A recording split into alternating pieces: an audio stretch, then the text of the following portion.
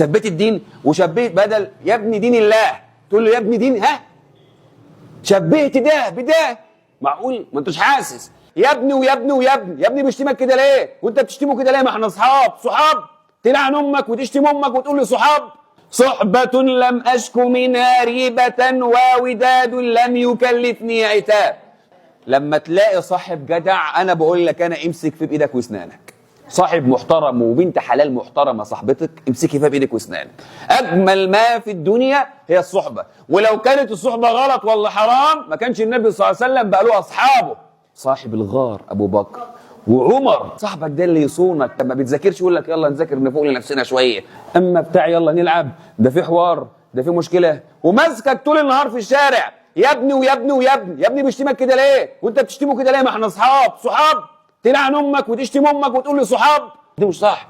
امك محدش يجيب سيرتها على لسانه. ازاي حد يقول لك يا ابني كذا؟ حد ابوك وامك اعز ما تملك يالا، ده مش صح، ده خسيس. صالح الاخوان افضل الاصحاب يبغيك التقى. لا رجاله ليله تقل وعرفوا ربه وخرجوا رجاله يعرفوا يصونوه ويرفعوا راسهم قدام الناس. لا عاش ولا كان اللي يشتم امي ولا يجيب سيرتها. خط احمر يالا، مروءه، مرجله. دينك يحرم عليك كده ومرجلتك قبلها. اتفقنا يا رجاله؟ اتمنى ان الناس اللي زي العسل دي لا تشتم صاحبك ولا صاحبك يشتمك. اقفلها خالص، ما تسيبش الدين، ما تتجرأش على الدين، ما تتجرأش على ربنا يا اخي. انت ايه؟ ما تتجرأش على رب الكون اللي خلق لك الدين. تقف وتقول له يا ابني الدين كذا، ثبت الدين وشبهت بدل يا ابني دين الله تقول له يا ابني دين شبهت ده بده. معقول ما انتش حاسس؟